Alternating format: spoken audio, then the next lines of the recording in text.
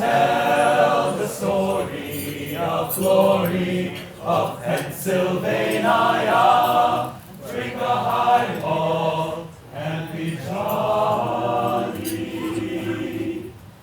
Here's a toast to dear old Penn. I know you're all here to have lots and lots of fun. And by God, you deserve that. You've earned it. But I just want to say that it is so incredibly inspiring to me to see not only how well you have lived your lives, but how well you're living your lives. You know, we're living in a world in which there are going to be so many challenges for people of quote unquote retirement age. You know, you just think about the challenges of healthcare, of getting enough returns out of your retirement accounts to live well. You're an inspiration to us all, because I think we're all going to be in a place where there are going to be multiple acts to our lives. And the notion that full-time employment is the end of full-time employment is the end of life, God, that's wrong.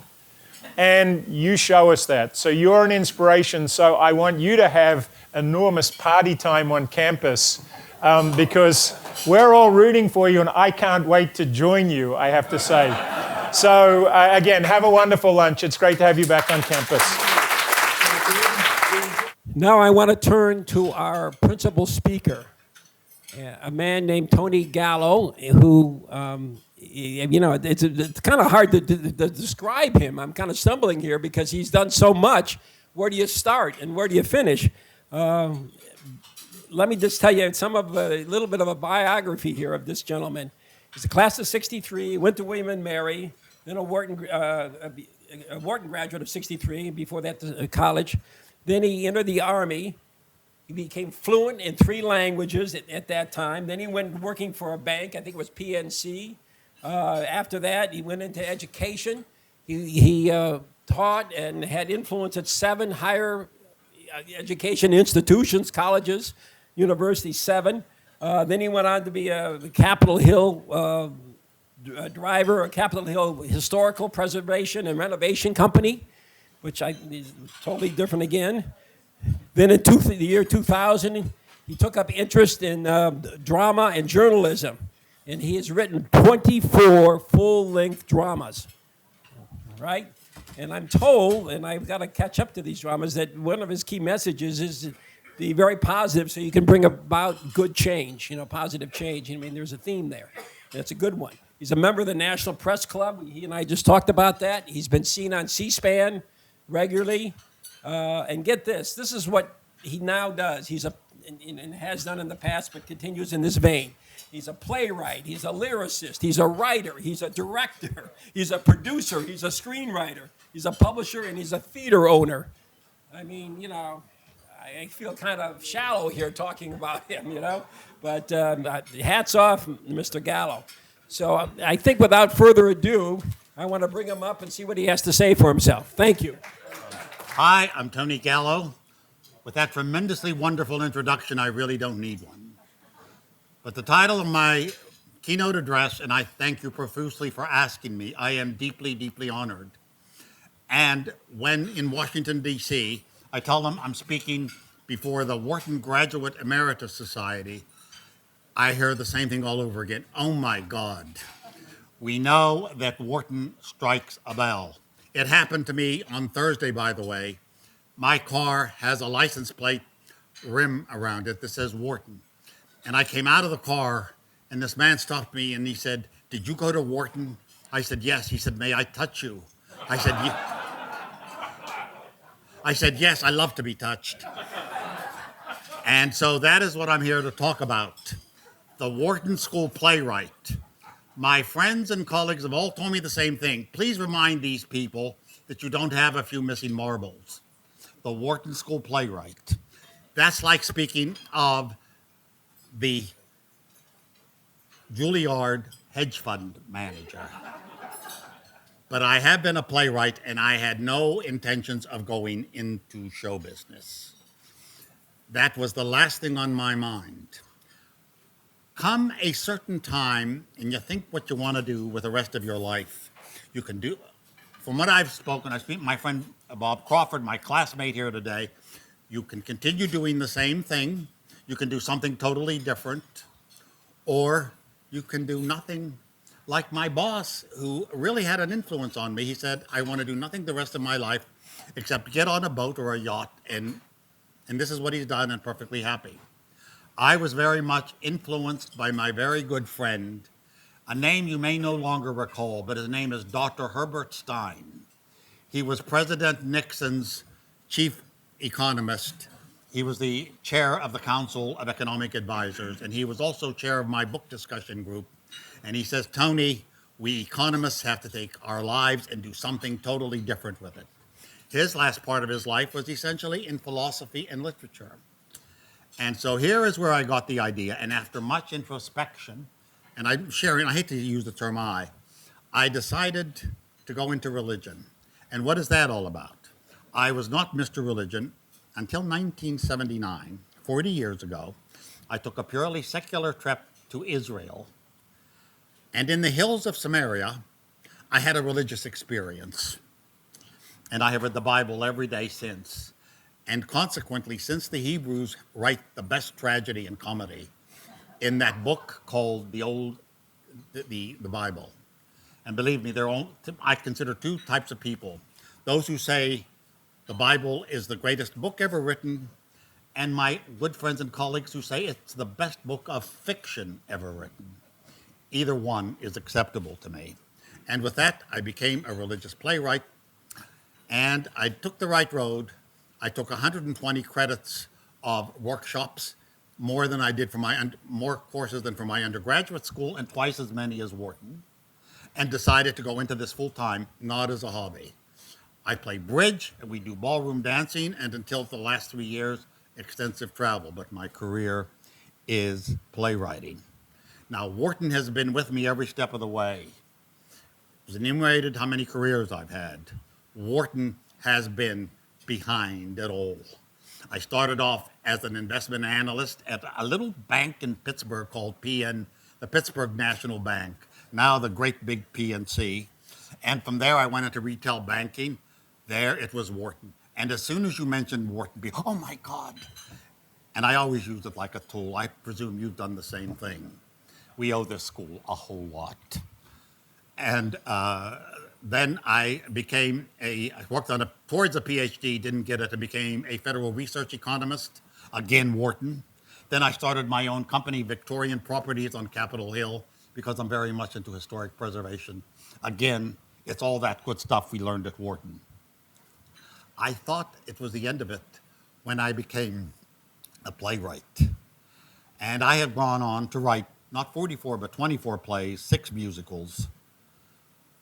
We've done some motion pictures with my motion picture company, but they're all pretty bad. My plays are pretty good. But it took me a while to learn that I had to go back to the Wharton thing. And those were letters of rejection that my plays received. And I still cite all types of statistics. The possibility of having a play produced as you've written is by my calculations, 1.5 million. It's easy to come by. I'm very active in the Dramatists Guild of America. They will be the first to tell you that there are 25,000 playwrights, full-time playwrights such as myself, part-time many more. Doley, the international agency, claims there are 100,000. And there are only 1,000 new plays performed every year. So the possibility is zilch. After you wait months and months and all you get is a letter of rejection, I said, that's it. I'm starting my own theater. And there was no way I would be rejected. And I'm following the footsteps of a well-known English playwright named Willie Shakespeare. He had his own theater. I'm also following the footsteps of Mary Pickford. She started her own motion picture company. Following all those movie stars they've stopped because the economics has changed. The outcome of all this, and I had to learn the hard way, is that I've had 160 productions, which is pretty good. And they've been performed in 45 venues, the National Press Club, the State Department, 5 theaters in Washington. Every year we perform at the Kennedy Center for the Page to Stage Festival. This year, 3 of my plays will be performed there, including a rehash of my first musical. The first musical, a redux. And so it continues. In addition to that, I've seen how difficult it is to publish, so using good Wharton principles, I started Brown's Court Publishing Company. My office is on Brown's Court, and the Motion Picture Company, the webpage, and so on. It's all there. Now, I call myself a religious... Helen, how much time do I have? What? 4 minutes? 4 minutes. Thank you. Most people, thank God, most people who see my plays say, where is the religion? That's what it was meant to be. I am a Judeo-Christian playwright, very mindful of what we owe Judaism. 2 of my plays are Holocaust plays, 17 are Americana plays, 4 are theological plays, and 4 are biblical plays. And by the way, a religious playwright is not that much of a screwball. Probably your favorite playwright calls himself a religious playwright, Andrew Lloyd Webber. I mean, take a look at his plays. Not only Jesus Christ Superstar, Cats, based on T.S. Eliot, probably the most religious poet we've ever had. What are the other ones? Phantom of the Opera. What are the other ones? I'm having a senior moment. Joseph and his Technicolor coat. So so I continue there. It has been a very grateful career. As I go into my 80th year, 1/4 of my life has been spent as a playwright, 40 years as an economist. I'm including my freshman year in undergraduate school, and of course the wonderful Wharton experience. So, I mean, it's 40 years and 20 years, and I guess the first 18 or 19 years don't count. I am very grateful to you. I am very grateful to the Wharton School. I owe the school a lot of gratitude. I owe you a lot of gratitude for having me here today. And if any of you have any questions, see me later. And I just wanted to say that the rest of this year, we have a very full schedule. Oh, I have to mention one thing, Helen. And that is that the play I'm working on 3 plays currently. That's the way I work. One of them is a play written about one of our founders, the most underappreciated founding father. His name is Robert Morris. His brother-in-law was the first president of our university. He was also the first Episcopal bishop in the United States. He was an Anglican bishop and the finest family in Washington, and Robert Morris, the richest man in North America, married his sister. Anyhow, they're speaking of the College of Philadelphia, which is what we used to be, and I feel very honored. And that is being done very much at the instigation of one of our classmates from Wharton, Robert Schwartz, who is either a literal or a lateral descendant, some type of association there. And with that, I look forward to my 80th year, and I spent 1/3 of my life with my education, including that of Wharton, the 2/3 of my life in my 2nd/3 career, and if I live 10 more years, the last 1/3 of my life as a playwright, and I love being the Wharton School playwright. Thank you.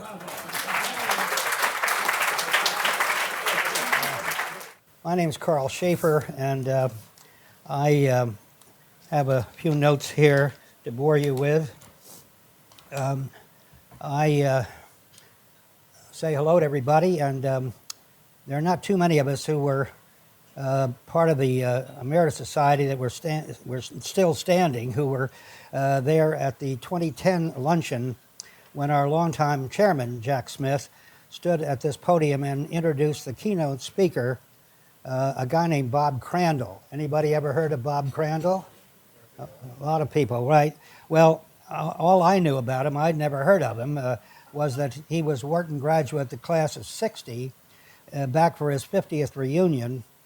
And he turns out to be quite a guy. As those of you who raised your hand probably know, he was erstwhile chairman of American Airlines. He was the all-time author of Frequent Flyer Miles, and American Airlines was very, very successful under his watch. We've all heard of 60 being the new 40. Well, Bob was 70, maybe 75, being the new 40. I mean, the guy looked so young you could hardly believe it, and he was just dynamic. And the speech that he gave at that 2010 reunion, he called for a geezer's crusade for Wharton graduate. No more tending to our own garden, no more sailing into the sunset, like your boss, Tony. Use your Wharton graduate and undergraduate educations to care about our communities, to care about our society, to care about our country, hence the Crandall citations that we present today. The recipients have been picked from a large number of submissions screened by our hard-charging Crandall Committee, originated by Kevin Wolfline, the class of 58, chaired this year by Myron Weiner, the class of 51. The members were Tom Vincent, the class of 56, and Jack Smith, the class of 52. And John Hendricks, the class of 66, who's here today. And John, could you stand and take a bow for the whole committee?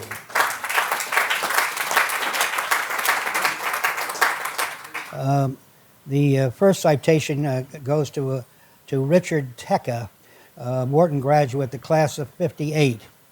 I guess we all, or at least I, think of Wharton graduate only in a business context, although after your speech, Tony, I don't think that I should think that way. Certainly Richard Tecca thought of business, but he also, more than that, cared about music. First here in Philadelphia, where he organized and directed the 70-voice collegiate choir at the Cathedral of Saints Peter and Paul. Later in his career, he founded the Hartford Chorale, which presents masterpieces of great chorale art on a symphonic scale all over southern New England, and was active in the Connecticut Gilbert and Sullivan Society. As a member of the board, he ran their marketing program, and every year he acted on stage. Unhappily, Richard could not be with us today, but all is not lost, as Helen Formanez is here to accept for him and will carry the Crandall certificate to him in Hebron, Connecticut. Helen, could you come up, please? Oh, there you are. Oh, isn't this wonderful? And now that we have Helen up here, Helen is very demure, and she's shy, and she doesn't want to have attention brought to her, but that's too bad, Helen. I'm awfully sorry. I've got to tell you that Helen is the Emeritus Society's window to Wharton, and she will be happy to help you in any way, answer your questions, and help in any way that she can. And Helen, how is everybody going to be able to get in touch with you? You can take a look at the Emeritus website. My contact information is there. Wonderful. So you'll take that one with you then. Okay, good. All right. Happily, our second Crandall recipient is here with us today. And I really don't have anything to say about him at all. It has all been said in our Emeritus Society newsletter, which all of you should have received by email late last week. Did anybody receive that email? Well, good. I'm glad to hear that. Well, look for that in your email. Maybe we should do something about that. Anyway, also he's been mentioned a little bit here today. He does not know about this award. At least I hope he doesn't.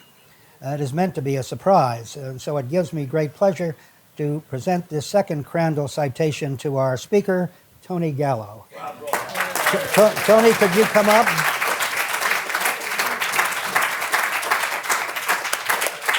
I really can't believe this, and I am overwhelmed. May I say something? Please. I am so grateful to you. You know, I went into the theater. How many of you heard that the theater is an evil mother? It's one of the oldest adages, and the theater business is tough. You don't get too many rewards. This is one reward I will carry to my grave with me. Thank you so much. I loved all of you. I love Wharton. Helen, God bless you. God bless you. Take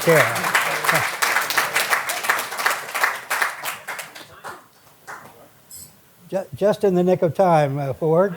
Fantastic. Our third and last award is very special. It's special to those who knew him, special to those who worked with him, special to his family. Given to Jack Smith in appreciation for all he has done for Wharton Graduate. As Thomas said, he founded Wharton Graduate Emeritus Society and served as its chairman for over 10 years. Personally, I go way back with Jack when we were both in the materials handling business. We played tennis together. We socialized with our wives and good friends. Whenever Bill Torrey, one of my Princeton roommates and Jack's junior officer on the D'Amato, a Korean War destroyer, was in town, we would all get together, and I would be bored to distraction listening to these two Navy buddies tell war stories. I'm sure none of them were true. Jack was a guy who was hard to say no to. When he put the arm on you, he twisted yours up to the shoulder. Unhappily, he's not around to ask you all to be active in the Wharton Graduate Emeritus Society. Not to worry, though, we have our fearless leader, Tom Hadlock, over here, and I'm sure he'll be in touch. Jack was fantastically loyal to Penn and to Wharton Graduate. I'm wearing this, like the Glee Club, this red and blue tie in his honor. He bled not just red, but red and blue. He cared. So happily, Ford Smith has just arrived here. Is that right, Ford? You just got here? And he's the oldest of Jack's children, and his sister Ashley is here, and I'd ask both of them to come up here and receive their father's Crandall citation, so richly deserved. So Ford, Ashley.